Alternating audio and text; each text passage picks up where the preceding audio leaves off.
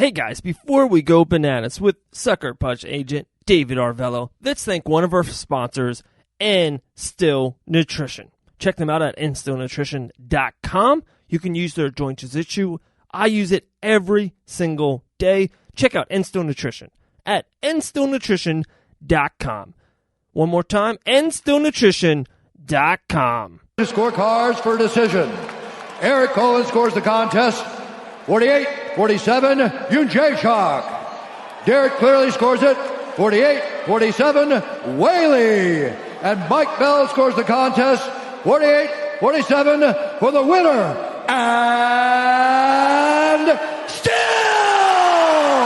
the undisputed UFC strawweight champion of the world, John Magnum Weili.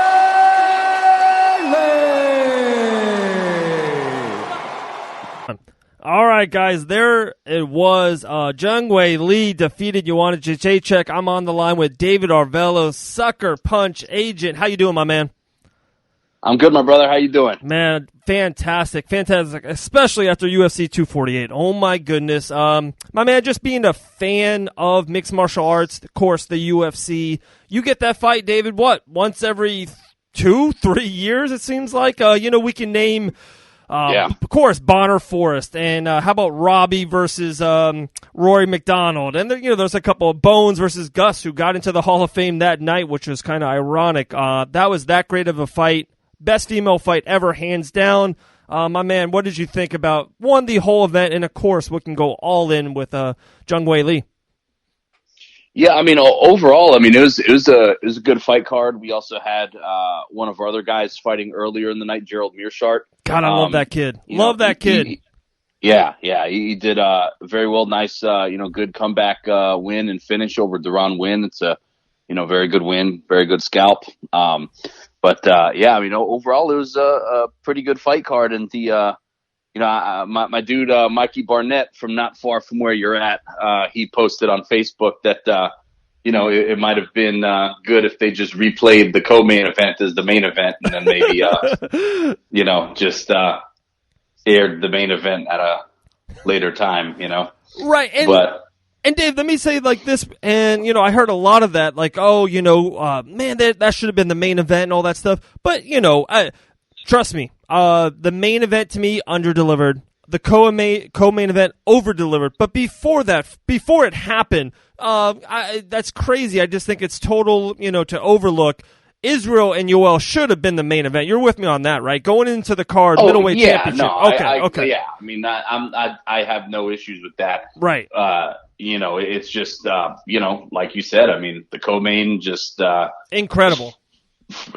Far exceeded what anyone thought that fight was going to be like, and everyone thought it would be good. And it's on the sliding scale of things, I think stuff still pans out pretty well. At the end of the day, if people were maybe up, had a little too much Red Bull and vodka or some other caffeine, and you needed something to kind of just help wind you down a little bit, the main event could help provide for you, It did. All right, so like I said, let's go all in with the co-main, Weili versus Joanna.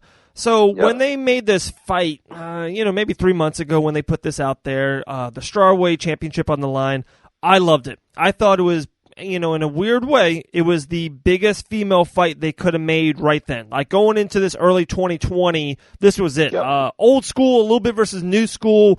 Joanna had that amazing win versus Michelle Waterson in the main event. A lot of buzz. Of course, just Joanna's name, the championship strawweight, and then just Weili. You and I talked about it the first time you came on the show, maybe 4 or 5 months ago. She has a chance, and this was just, they literally threw gasoline on the fire here. She's got a chance to be the biggest fighter in the UFC. Absolutely. Everything behind her fighting, she's got a great smile. All the people, I remember talking about it with you, like, Tom Brady and Derek Jeter and The Rock, everyone congratulating her on winning the championship. And then just she has this market. She's got the biggest market in the fight game. Just talk to me about what you think going forward now for Weili with this feather in the cap, the greatest female fight ever. She won the fight. She's the champ. The sky, the ceiling is just unlimited for her. Yeah, I mean, I think, there's a lot really to like about her. She's a very genuine person, friendly, approachable. She's been working with a teacher, and her English has gotten better. I mean, even at the face-off before, they fought, and Joanna's getting in her face and, kind of talking a bunch of confident statements and other just kind of random, stuff, I guess you could say. And then, Weili just, comes back and, she just says, shut up. And it's just like everyone loved it. You know what I mean? Because it was just so perfect. It's like it's very easy for people to just really kind of fall in love with her character. She's actually pretty funny. Like, Joanna was strutting out in some heels and, Weili just kind of gets, got up on her tiptoes and kind of like walked over there, like kind of just, poking fun at it. And I mean, she's just, really down to earth and stuff. And then also too, it's like, she's a genuine martial artist. Like, she looks at every fight just that, like, it's like a genuine test of her skills and stuff. Like, it's not like this personal stuff or like she doesn't need to make, or make up or like manufacture some sort of like personal beef or vendetta against someone. Like, she's actually just looking at it as like, I'm a martial artist testing my martial arts skills versus yours. And like, it's just the challenge of that is just kind of what drives her. And, it's just cool because it's like you had a little bit more of that maybe in the early days of the UFC and in MMA, and then things got away from that. And then also too, the early UFCs when it was truly style on style, a lot of styles were exposed. Right. Because you're, 10th Dan, Dragon Master, Voodoo Daddy, and, some random esoteric sounding martial art. And, you get beat up by like a barroom brawler like Tank Abbott or someone else, that kind of just, do you go back to your school after that? I don't know. But it's cool to see someone with her outlook and just kind of a very pure approach to, the whole thing, like, have the success that she's had and prove that, like, it's, not everyone has to be like, an off-brand, discount store Conor McGregor impersonator. You know what I mean? Right. Not that isn't good. I mean, I enjoy plenty of shit talking. It's good family fun for everybody. Right. But, at the same time, it's like, if you're going to do it, you've got to do it you've got to have charisma. You've got to have some acting ability. It's like some of these guys are trying to channel, pro wrestling in that, respect. And it's like a good pro wrestler has acting ability and charisma, and you can sell that, but like when you don't have that really, right, but you're still trying to, say all these confident statements and, all this stuff, kind of like what Joanna was doing and what some other people have done somewhat recently, with very, substandard shit talking and everything else. It's just cringeworthy. It's terrible. Right. And David, like, everything, and I don't know, how much you are into professional wrestling, but they always say it. The Rock and Stone Cold always says it. Like, they couldn't find themselves. They were trying to act like, a character. If you want to be a successful professional wrestler or a successful Conor McGregor, it's yourself turned up to 11. You turn yourself up. Yeah, like, who I am with my in-laws, of course, is different when who I am with my boys when I'm out. You know what I mean? Like, you just got to turn yourself up, but at the end of the day, you got to be you. You can't I can't fake a character. Hey, if you want to say this is kind of, Henry Cejudo, this doesn't seem like this is him. You know what I mean? Like, seems like he is, Captain Cringe, Yeah, exactly. It seems like he's playing a character, a wrestling character, and it's like, Henry, man, this wasn't you 4 years ago. Like, this wasn't you at all, So it's like that character doesn't even make it past NXT. You know what I mean? My man, I love it. I mean, that type of character, you're not making it past the middle school gym. I hope we could go through this rabbit hole. So hopefully, I'm going to try to get our way out of it. Yeah. I love new school. I love social media. My kids keep me young, or I try. I love it. Yeah. But in my heart, I'm a little bit of an old school guy, a little bit of a purist. And right away, of course, the MMA media do what they do. Right away, Weili should go up. How about the flyweight title, the champ, and Valentina, all that? I'm like, guys, for one, she just won the greatest female fight against Joanna. Let's see what happens with that. Let's see, she won a split decision. We can get into who we thought won or clearer. It was a great fight. Yeah. It was so close. It was a great fight. One, they could just run that shit back and people could sell out China and it could be the main event, whatever. Two, we got Jessica and Rose next month. Thug Rose is a great name. Weili has not fought her yet. That can be just gold. We got Soares, who's still 8-0 undefeated, she's about to come back. I believe everything I've been hearing, she's about to come back soon, maybe in that midsummer range. So I like a champ to clean out the division. What Anderson Silva did, 8 years ago, he cleaned it out. And then if you want to go champ shit, okay, I'm cool with it. Him versus Bones would have been awesome 7 years ago. But to me, I don't know about you. This is my take. I think Weili's got work to do. Great work. I want her big money fights. I would love her versus Thug. I would love her versus Joanna too. I would love her versus Soares, who's undefeated, maybe at 9 or 10-0. Maybe next summer. I think she's got a year left in the strawweight. Am I right? Yeah, I mean, I think there's a good amount of top-level opponents in that weight division that she hasn't fought yet. I think there's plenty of room for that. I don't get me wrong. I mean, I think that, Weili could absolutely go up and fight at flyweight and do well. But it's just, it's like I think that I agree with you in the sense that, like, the whole champ thing makes a little bit more sense if you've cleaned out your division as a champion, or you took the long road through your division on the way up. So you fought almost everyone and then you defended your belt a couple times, but then it's like, do you rematch this guy for a second, for a second rematch again? Like, if you've already fought him once or twice already, like, then it kind of makes more sense. Like people have done in some other weight classes, like a flyweight or some other things where, like, okay, like, these couple of guys, you may have already fought them. Maybe one or two guys also aren't available or something. Right. Hurt, they're out of pocket. So it's like then what's left just really isn't credible for a flyweight title fight. So, you move to another division to allow your division to kind of like continue to cultivate itself and reload a little bit. And then, you go back. But I agree with you. I think that there's still plenty of really awesome fights to be had at strawweight. There's a lot of really, good options out there for her. And, I think it's hard, I think, for anyone to find something that they could say that they don't like about Weili. You know what I mean? Like, what's not to like? Oh, no, we absolutely love her. We love her. She's got the full package. For one, I always say, the look or the fight, it doesn't matter. At the end of the day, you have to win. You have to get W's, and usually by, let's just be honest, blunt about it, in, great fashion, knockouts or great fights. You got to have some meat on the bone. She has that in spades. So she's, I'm maybe as big as Amanda Nunes fan there is in the business. But she's going right there for the pound for pound, just best female fighter in the world. She's just that hot right now. I really believe that.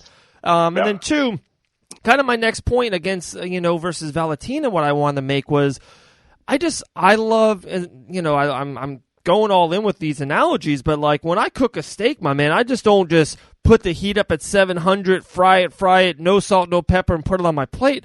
I put that thing in the night before. You know what I mean? I put some butter and some garlic. I put the teriyaki. I like it to marinate a little bit. Why rush?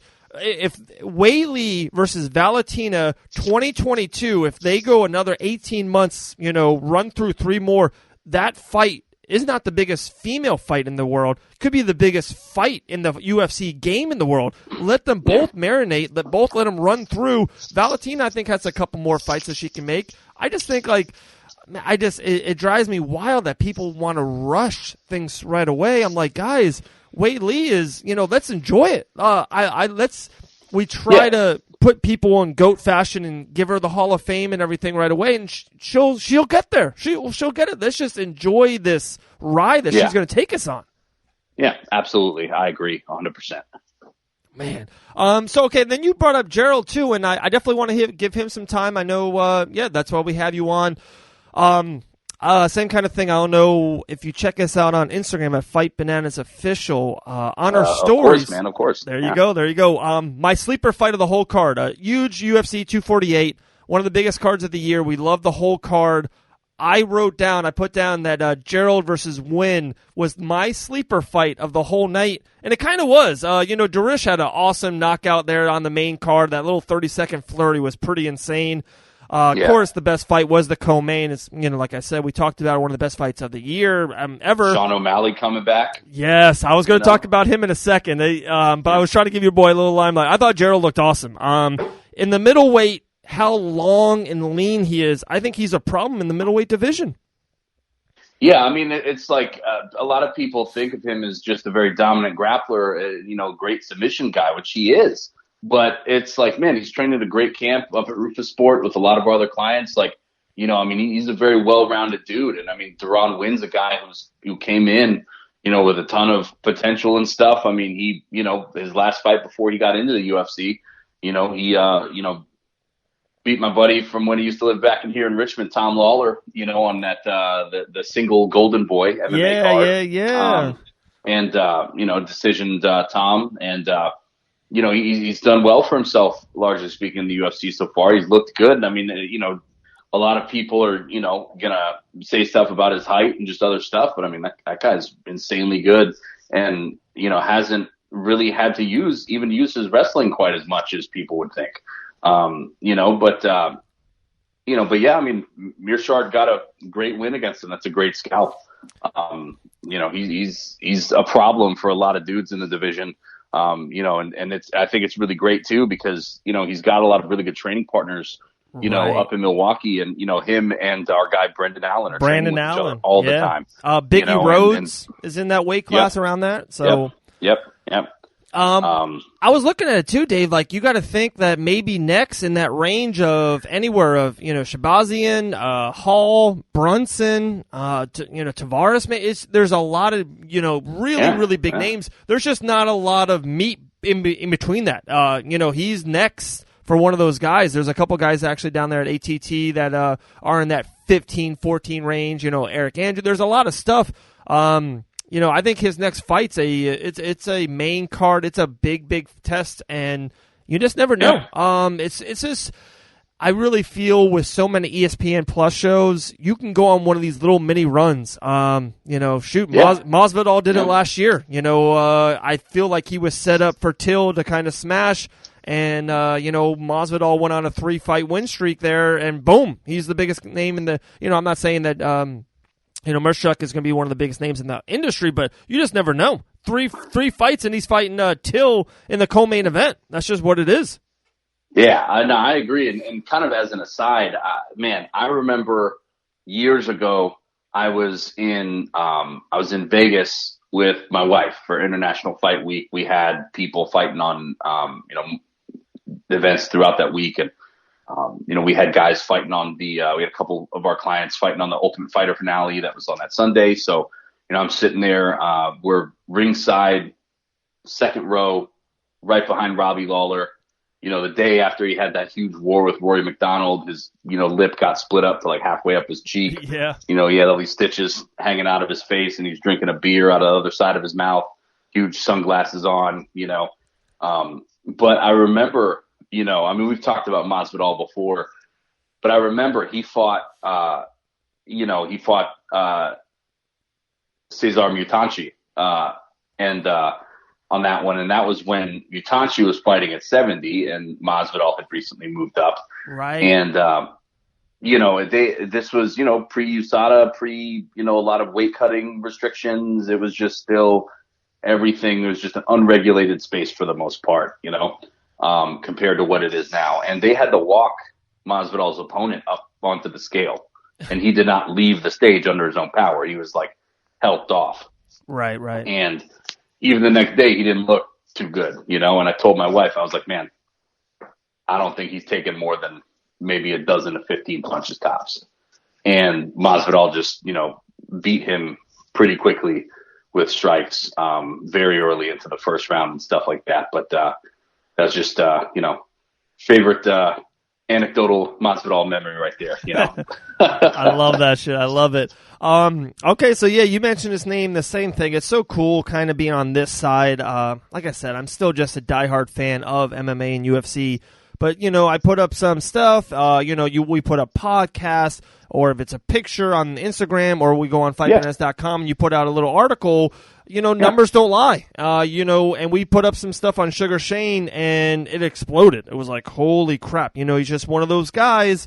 It seems like he's just got that it factor around him.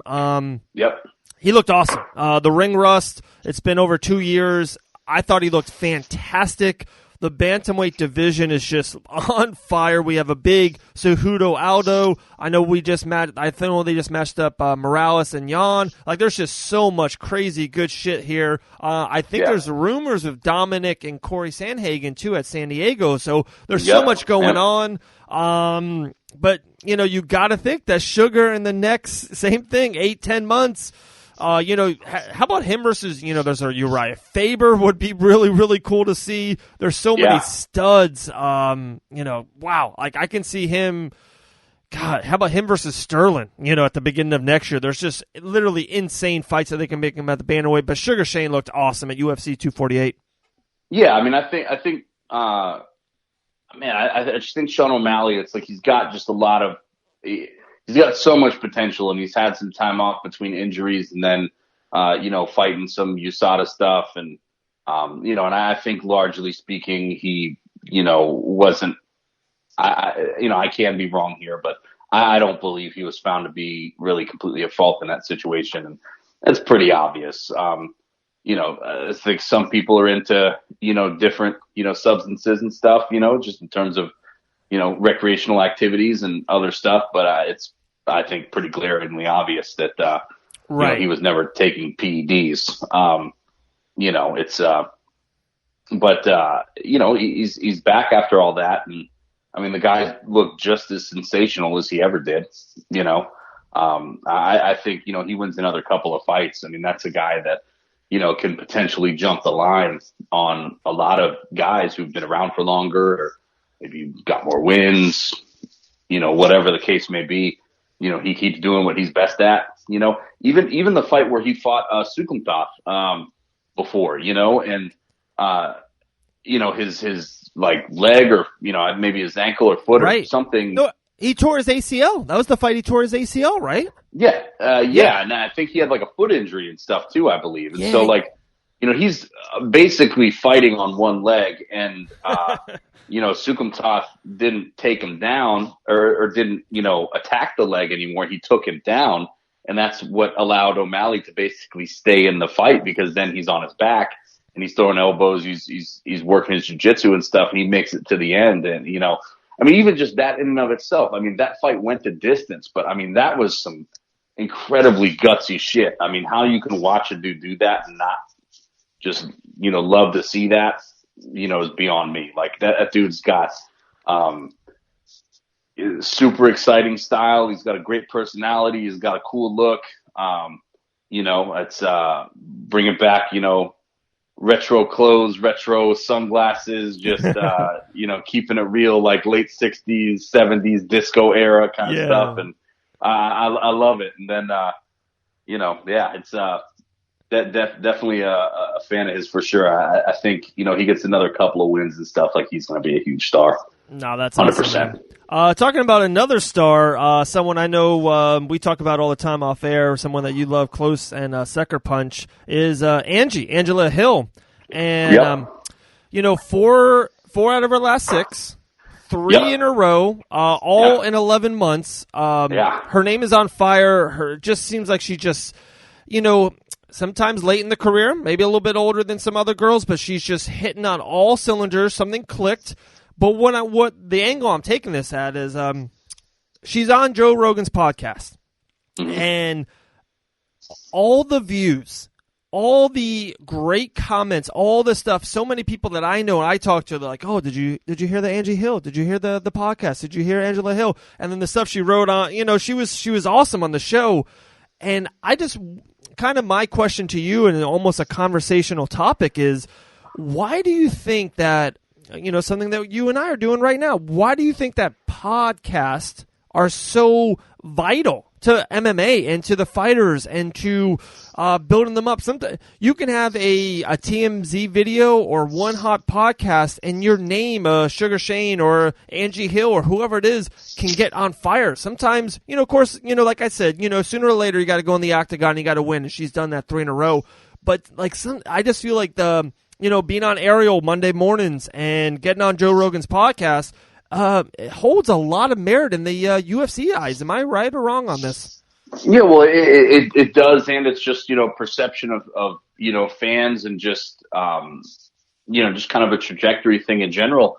At the end of the day, like, what's great about a podcast, especially one that's in long form, as opposed to like some of these little kind of soundbite video clips where certain people are making them, but it's like a minute or something. You know what I mean? Like, it's the stuff that you're gonna be able to get to conversationally with people and, find out, what really makes them tick, hear stories that they have, find out things about them that people didn't know, or just really give them an opportunity to show people what they're really like. Because, it's like, if you're taking some training videos or just other things or a post-fight interview, like, that's a very like limited scope that you get to look at someone. Right.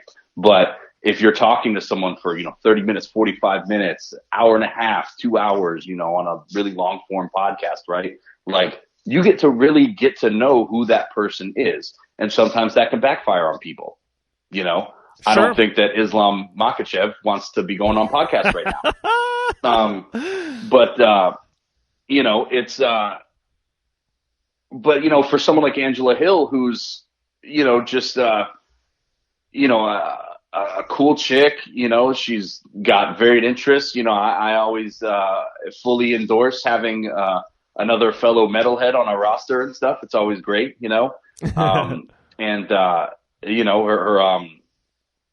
her significant other is, Adam. He's real, or not Adam, Greg. He's a real cool dude, as well. Scottish guy. They're both big metalheads, great artists and stuff. It's they're just really cool people, and Angela's a really cool chick. And it's like, I think before, people knew who she was. She was on The Ultimate Fighter and stuff. She got, originally released from the UFC, and that's when she linked up with us. And then, won some fights through Invicta, got back in, and, it's like, she was kind of alternating fights, and then, she's hit this stride, and it's like she's been fighting so often just because she stays in great shape. She's always training. She's always, ready to fight.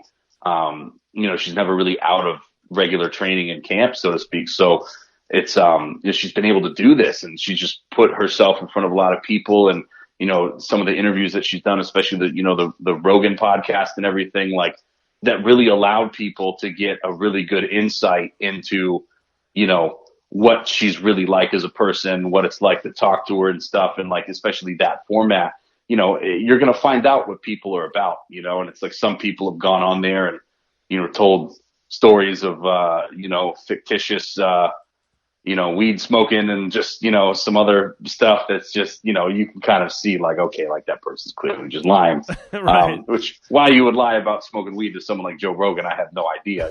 It's just, it seems a little bizarre. You got to know your audience. You have to know your audience. It's, but I mean, I think it's good in podcasts and just, the accessibility of a podcast over, even, and I mean, I'm a pretty voracious reader. I read a lot of different stuff all the time. So does my wife. I've always been that way. I like a good long form article too, but a podcast, or video, show / podcast and stuff, like it gives people, a greater insight into like, people's character and what they're really like. And, it gives you kind of the experience of what it's like to be in a conversation with that person, and really get to know them more than, little brief interviews or a little media scrum where, they're just asking single questions that right.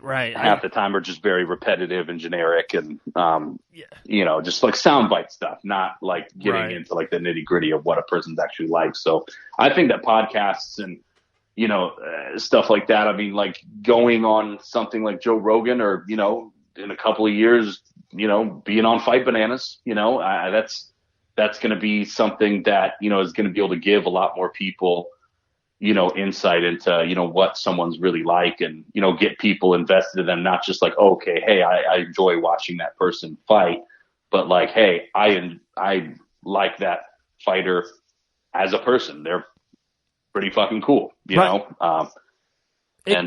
Connection. Back to the professional wrestling, back to The Rock and Stone Cold. It wasn't until Austin said 316 and people connected with Stone Cold Steve Austin. That's when people got into it. Me, just because of, honestly, to be blunt, mainly you and Suckerpunch, I was like, okay, yeah, I'm an Angie Hill fan. But then when I heard the podcast, I'm like, dude, she's a cool chick. Like this is someone literally, we can go out and have a drink with, and we can have a double date and be down. Like I just thought she was a cool ass chick. So I'm like, man, I'm a huge fan now. So I just really think you nailed it. It's hey Angie, how's training camp going? It's those questions, media scrums. They kind of drive me crazy. Like I want to know.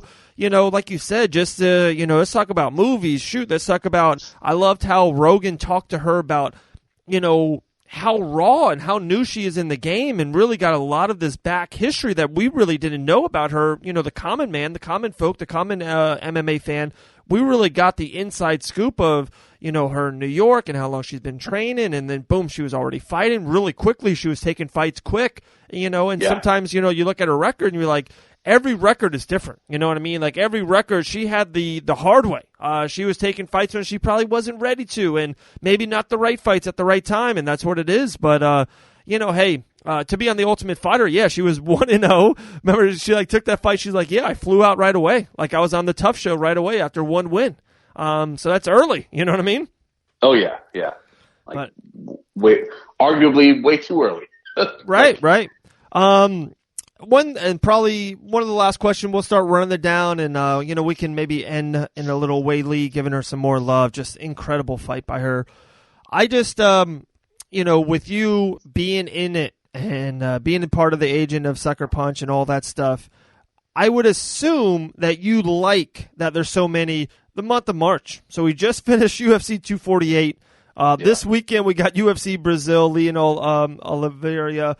We got Leon Edwards and Woodley the following week, and then to follow it off, to cap it off, all four, we got Francis Ngannou versus Rosenstruck, and it's like there's no rest. It's coming every week.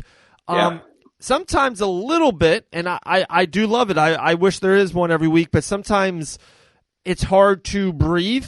If we gave Weili and Joanna another week of just like talking about it and letting it bake and marinate, that word of the podcast, maybe it would be pretty cool, but we're already into it. I'm already like, wow, Gilbert Burns versus Damian Maia? Are you kidding me? This is insane. It's this weekend. So being an agent, are you a fan of almost a fight card every weekend? Or would you like maybe once in a while, given some of these pay-per-views, a little bit of buffer room so we can really sink our teeth in and let the fighters who had a great showing or a bad showing a little bit of more bacon time? Well, I mean, I understand what you're saying in terms of just kind of letting certain things breathe, but I think just the promotional machine of the UFC alone is just kind of at a certain point. You've also got Bellator there, doing a lot of big things. You've got our guy coming up this weekend, Sabah Hamazi's fighting Paul Daly, in Connecticut, on Bellator and stuff. That's a, interesting fight. And, it's a typical pundit kind of thing to say, someone's getting knocked out, but I'm just not going to say much so as not to, put that evil on what should otherwise be a good fight. But, I don't want to, give them the curse of the main event from this past weekend. But, I just think that the promotional machine of the UFC, they book a lot of events as they should. And, it's like, I think that the more events that the UFC does, the more markets they're hitting, further they're progressing the sport, and also the more opportunities they're providing for people. So I just think that it's kind of just, snowball effect, and, just things have kind of gotten to a point to where it's like you can't really slow down, especially during like a peak time of the year. It's like you can, have a little break leading up to, the holidays, early January and stuff. That tends to be kind of a dead time, or at least a slower time promotionally for, most people, even, the higher level organizations. But, sure. I just think that, it's like stuff does get lost in the shuffle a little bit, because it's like if you have, say a smaller fight night card in a smaller market city, and these guys have a great fight, and, people start talking about it a little bit and talking about what's next for them. And then you have a huge pay-per-view, the weekend right after that, and you have another fight that's, like Zhang versus Young Jacek, and it's just this amazing, just unbelievable fight, and then all of a sudden that, mid-card, 3-round war that people were talking about before gets lost, so it's like it kind of maybe can keep certain guys from hitting a certain ascent off of a performance or whatever. Sure. But, right. I definitely get that aspect of things, but I'm kind of the mindset that, the more, quality UFC events that you have going on, the more Bellator events, the more PFL events, 1FC, whatever the case may be, the more opportunities there are at a higher level, the more opportunities there are for guys who've been putting in the work over the years. And, then it creates more opportunities for the next wave and the next wave. And, I just kind of look at things from that perspective. So, there's always something. And sometimes, like I have to, catching up on fights is the sole reason that I got DVR years ago. Because in years past, I just watched everything. Sure. Live.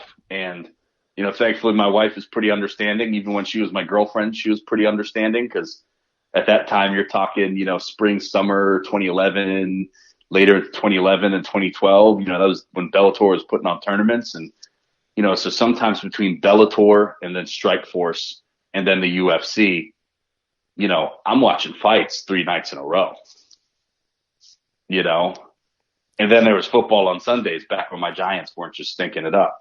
So, oh man, they gotta move back in the draft, David. They gotta move back. They gotta get multiple picks. they need multiple everything.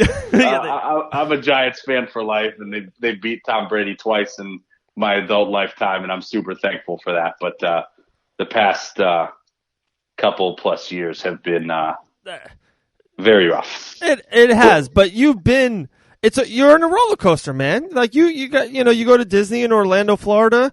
There's some lows in the roller coasters, but you guys, as the New York Giants and yourself, has the highest highs. Those 2 wins against the Patriots, come on, like especially the first one.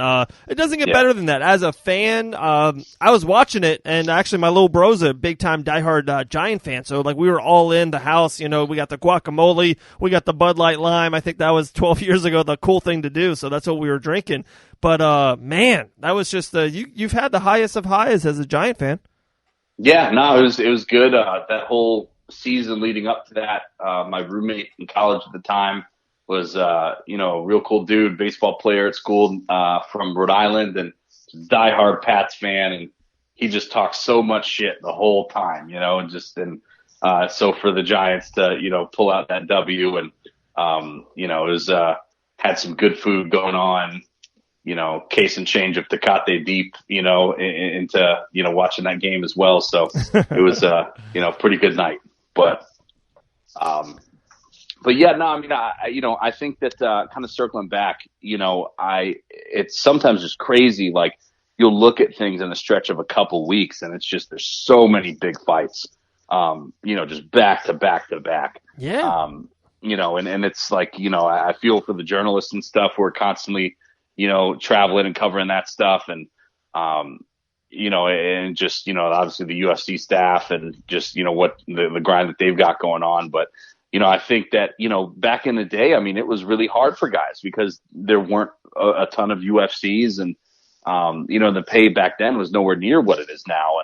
But that at the time, that was still the best opportunities available in North America anyway. And, they just weren't that common, whereas like now, you can, if you're fighting in the UFC and you're healthy and you're able to take fights when they're offered and, you can actually, you've got plenty of guys who are fighting, pretty often. And then if you're able to step in and take shorter notice things, if you're not cutting a ton of weight and you're just ready, there's even more opportunities like Angela Hill, she's become basically the female Cowboy Cerrone pretty much. I know. It's so cool. I'm so happy for her, man. Like you can just tell she's, just it's cool to have the good story, right? And, the good person putting in the hard work. Usually it's just not how life is. It is what it is. It's who you know, a lot about timing.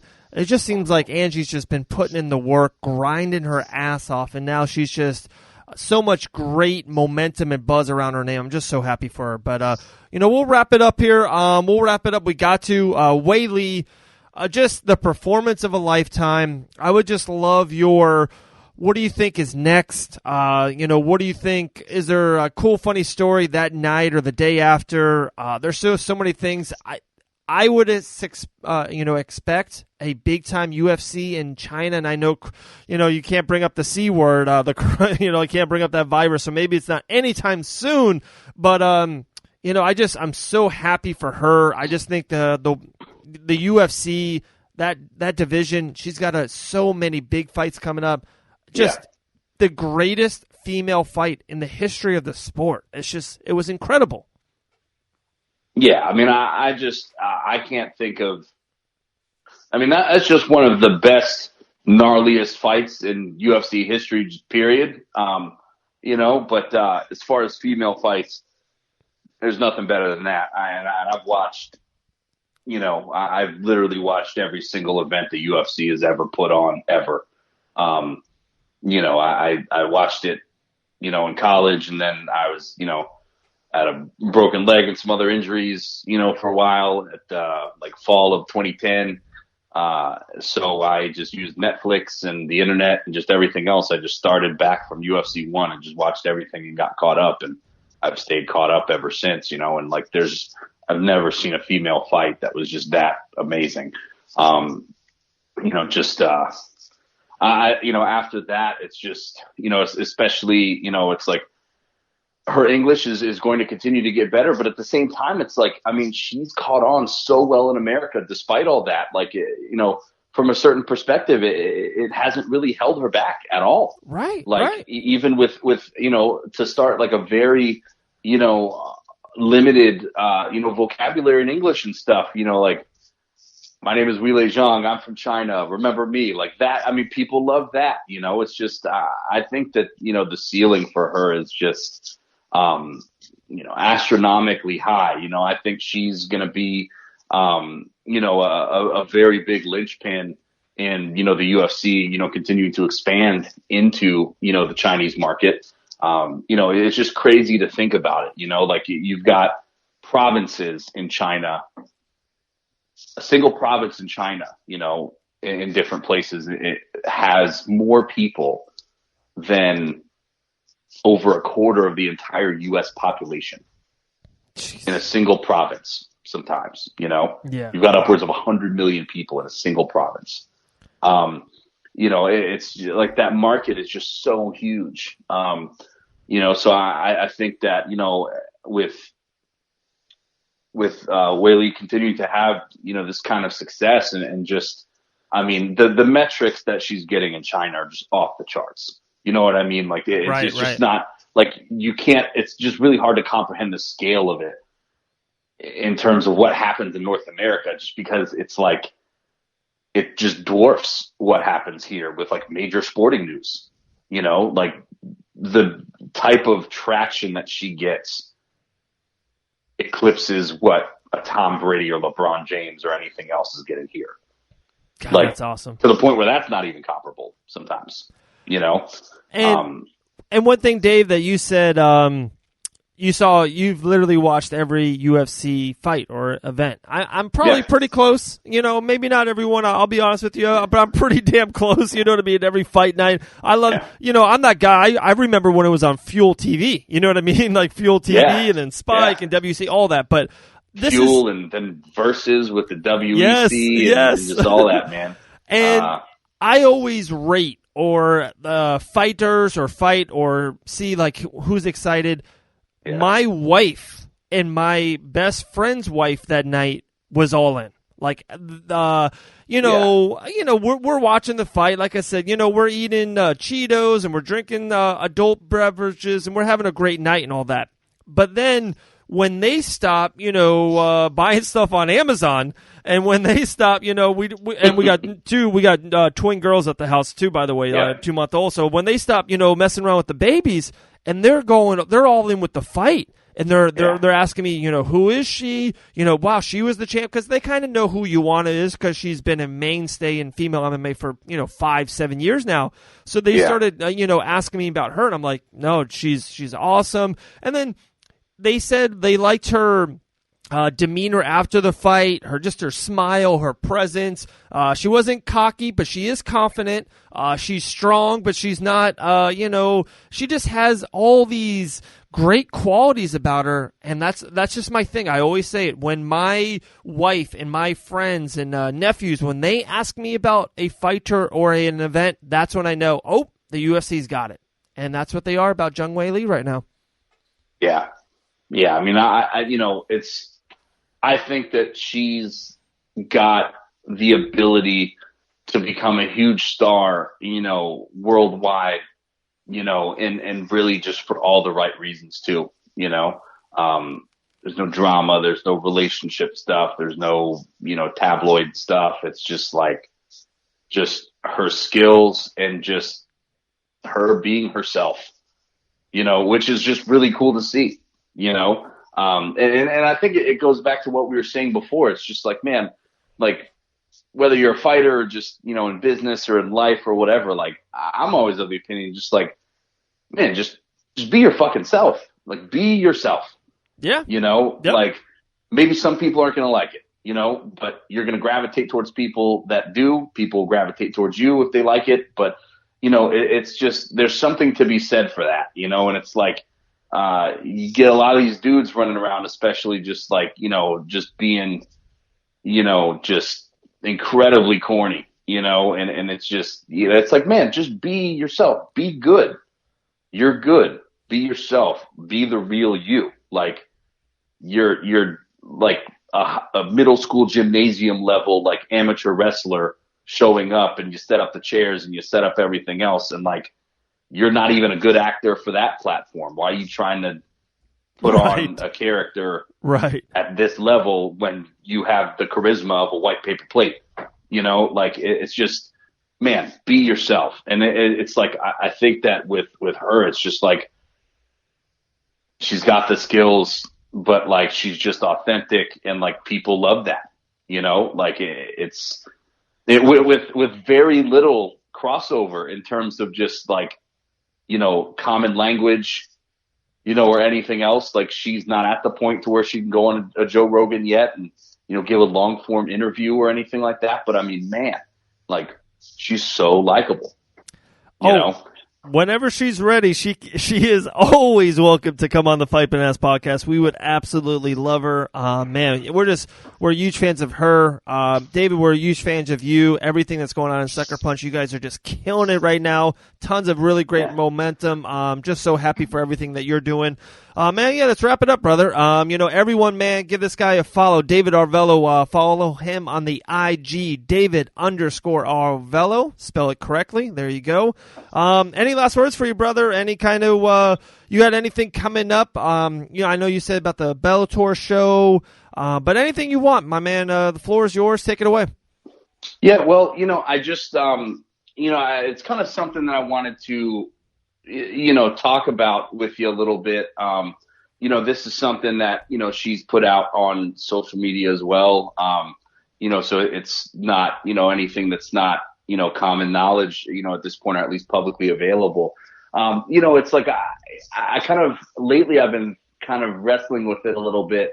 It's tough because you have different commissions that have different, medical requirements, right? And, you have, different things. Florida requires certain medicals, some states require basically blood work and $40 for your license and some form of valid ID, and you can get in there and be a pro fighter with no previous experience. I mean, it's just right. It spans the spectrum, right? And then you have other states like California, Nevada, New York, New Jersey, a few other places that require kind of enhanced medicals, EKGs, MRI or CT scans, things of that nature.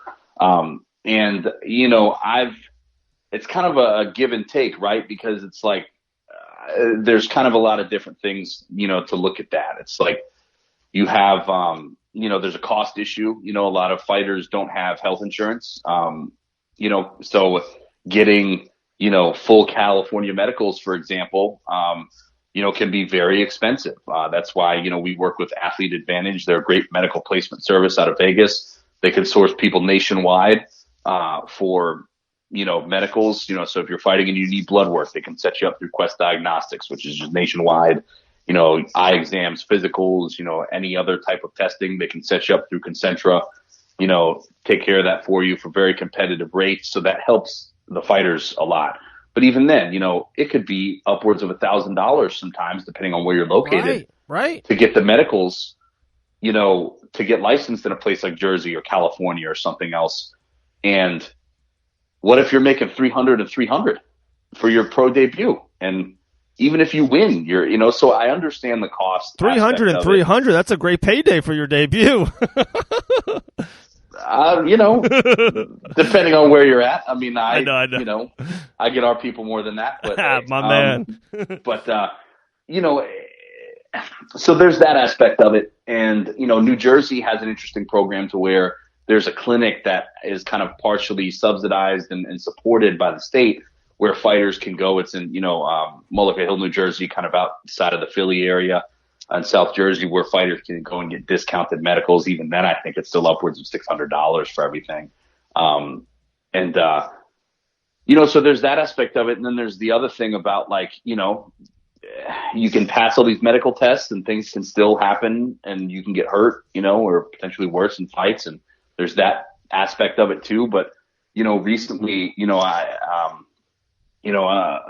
a client and a very good friend of mine, Jamie Driver, she's supposed to fight on Ring of Combat, the other weekend and, getting through her medicals and stuff. And, it finds out that, she, has had a, issue, with some things going on in her brain that, was just not going to get cleared unless it was rectified. And, it kind of made me sit back and think about it, taking that phone call from her and talking to her and stuff, and it's just like, man, it's not something that anyone wants, there's an assumption of risk when you participate in any kind of combat sport or, anything else. Everyone acknowledges that it's dangerous. It's just, guys are rolling the dice and you just hope that things work out. But it's a lot of these undiagnosed brain issues, that just aren't discovered, or they're not discovered until things are very far gone and people start having other symptoms because the issues have just progressed to a certain point that it's starting to affect other systems in your body. But that's the type of stuff, guys have undiscovered conditions. They're fighting for months, years with them even. Sure. And, and I just told her, I'm just like, I understand that, you're distraught, just about getting this news and, also just not being able to fight, in general, and that's very disappointing. It was going to be a very good fight. It's a fight that I, thought would have been a good one, but I think that Jamie would have absolutely won and, finished the girl and, it would have been good for her. But, I'm just like, man, like I know people who've, say cornered guys who ended up killing their opponent in the ring, I had one of my other clients years ago. He damn near killed a guy in a fight, caved in a silver dollar pancake sized chunk of the dude's forehead with knees. Holy crap. It was ridiculous. It's like, I told her, I was like, man, I understand that this is just like awful news. I've been there myself with, different medical stuff before. And, but, it's like, I'm glad they found it, because that's the type of stuff that, a fighter can go into a fight and, bad things happen and they don't get back up again, and, it's just something that I've been kind of thinking about lately is just that, like, man, you want things to be cost effective for fighters, and it also has to be cost effective for promotions at the grassroots level, because, it's like, there's kind of the question, about like, okay, who pays for this? How does it get paid for? Whatever. But like, I just think that, and it's not something that's really going to change unless commissions kind of adopt a similar policy to Jersey, to where they can arrange something like that, to where guys can get access to some of these tests at a much reduced rate, to where it's cost effective and realistic. Right. Right. But man, like, if you would have talked to me years ago, I wouldn't have thought this way.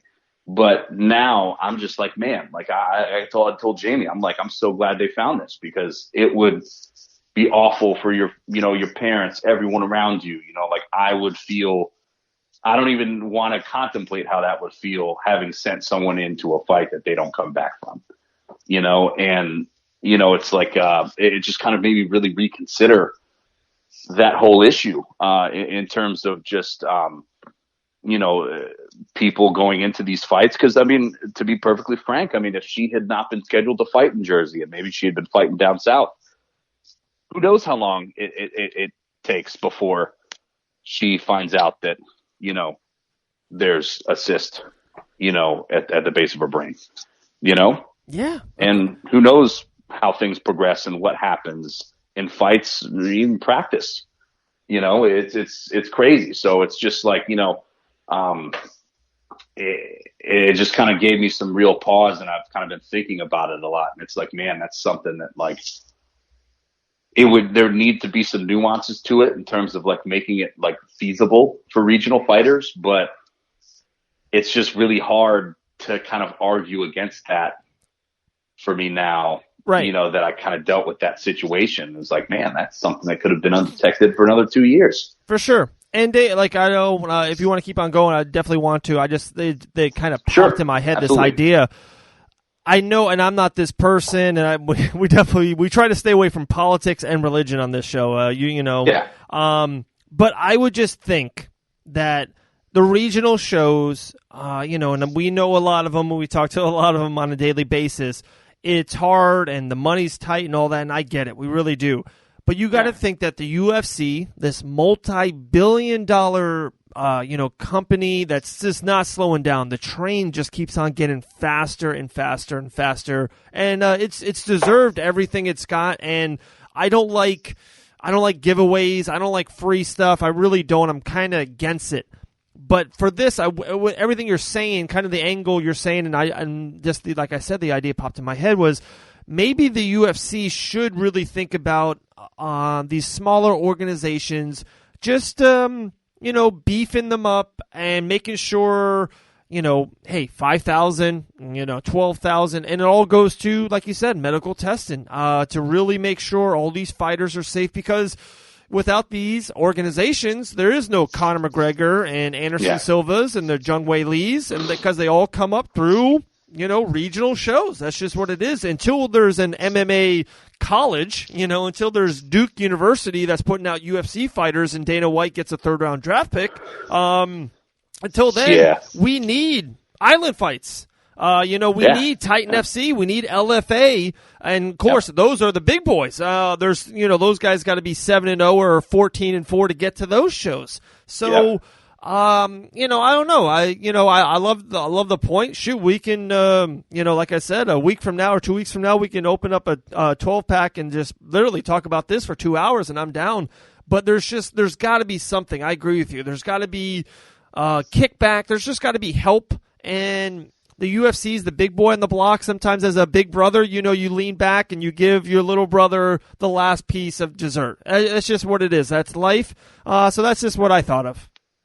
Yeah, I mean, there's that, and I think also too, it's like it just varies state by state. Like you have, this is stuff that I'm dealing with now. You deal with it in Virginia and some other places. I live in Richmond, Virginia. So does Brian Butler. He lives outside of Richmond, and Brian Hamper lives up in Maryland. But it's, some commissions are actually a standalone athletic commission. They might be, housed within the building and overall umbrella of a certain government agency, but, they actually have kind of more unilateral power to, make changes or at least better make changes, through an advisory board process or, whatever the case is. And they have the ability to kind of go after wrongdoing and other things. And then you have other situations similar to what you guys have in Florida. Ours is maybe in a little bit better of a place than the Florida Commission is, to be perfectly frank. But, it's, you have these commissions in a lot of states are warehoused within the state's licensing department. And, it's the goal there is it's these kind of commissions that are within a licensing department. They kind of, in effect, almost have a boot on their neck about hey, drive revenue, license fees, gate taxes, how many fees are you collecting? How much money is your department generating? And then it's the priorities aren't in the right place sometimes when you have a commission that's warehoused in a licensing department where you're licensing people. And, and I get it, licenses should absolutely be a thing, right? I'm not disputing that, but what I'm saying is that, the priority gets diverted a little bit, whereas you have some commissions in other states like a New Jersey or, other things to where, they've had the ability to and have affected some changes that kind of made a difference, like them working out, the deal with I think it's an Inspira Health Network or whatever that's up there where the guys can, in-state fighters or fighters even who are competing in New Jersey, even if they're out of state, they can go and get medicals done there for a more cost-effective price than just walking into a local office and be like, hello, I would like this $900 MRI. Thank you very much. But, you can have that, and in some states where the commissions, if they're in a licensing department and they don't have the ability to, kind of work on things like that themselves, like with anything else, like what you said, you try not to get too much into politics or other things. But, at the end of the day, sometimes to affect change, you have to go through legislation. You have to, effectively lobby to get the type of change that you want made, push through your state legislature and, worked on and you've, flush out, kind of the policies and, what you want and the implementation of it. And, once you can kind of come up with that, you can then make that change. And I think in a lot of states in the country, that's what it's really going to take to have a better funding structure for a lot of athletic commissions to truly better regulate the sport in, as opposed to just oh, okay, hey, you're a barber, you're a general contractor, take this little test, pay your fee for the license, here you go off and do your thing. This is a much more nuanced thing, right. If you're a barber, you're not at risk of being put into a coma every time you go to work. 100%. You know what I mean? 100%. This is very different. It needs to be approached very differently, and the funding needs to be different. The attention paid to it needs to be different. So, I think that that's also the main thing that's going to have to happen in a lot of places because, I don't know if you remember this or not. It wasn't that long ago. Tennessee was on the verge of becoming completely unregulated because their commissioner left and their commission, their quote unquote athletic commission was and is still warehoused within their state's licensing department. And it was not generating a profit. And so for a while it was at risk of being removed as a department. And then the sport becoming completely unregulated and questionably illegal. There probably still would have been shows and just, then you start kicking it back like you used to way back in the day before most states had commissions and it was just truly the Wild West. But, yeah. But it's that has to change. And that's something that with the UFC and the type of power that they're bringing to the table, especially with their new ownership group and as well as just, the people who run your successful local promotions in certain states that, the commission is maybe not in the best place, get together with other like-minded people who want to see, effective change and talk to your local legislators and engage in the political process and, just go about the process of making these changes, because it's like you said, like without your island fights, without your Titan, without your LFA, your combat nights, or, those are just Florida specific shows, then, the LFA, obviously, without a good and healthy farm system, any sport will die. Of course. Right? Of course. Or if it just doesn't have a healthy farm system in a certain area, that one area is going to get very depressed in terms of just, the inability for many athletes to matriculate up, and athletes from other places, will kind of take and over and fill that void, and it's like, I feel like, and I know that the UFC has done a lot in terms of, helping to get MMA, legalized in New York, but, in just typical New York fashion, and I say this as someone who's from there, my family's from there, they have over-regulated the living daylights out of MMA to where, unless you're the UFC, doing a show in New York is instantly insolvent, before you even pay fighters. So, there's that. But, a healthy farm system and just change, we talk about weight cutting restrictions, or, and that's a whole separate issue, but, and like medical testing and just the overall health of the farm system is very important, and that's kind of, fighting is very fractured, right?